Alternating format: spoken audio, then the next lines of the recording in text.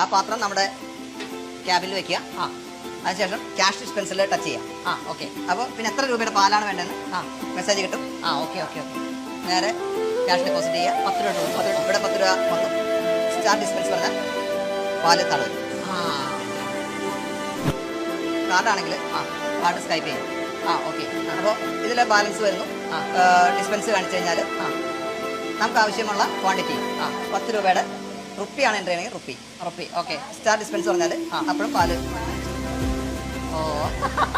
അപ്പോൾ നമ്മുടെ ബാലൻസ് കൃത്യമായിട്ട് വരും. അപ്പൊ ഈ കാർഡ് എങ്ങനെയായിരിക്കും ആളുകൾ? കാർഡ് നമ്മൾ ഇവിടെ തന്നെ റുപ്പി ചാർജ് ചെയ്യാം.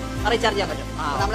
നമ്മൾ സ്കാൻ ചെയ്യുമ്പോൾ recharge option, dispense option, close option.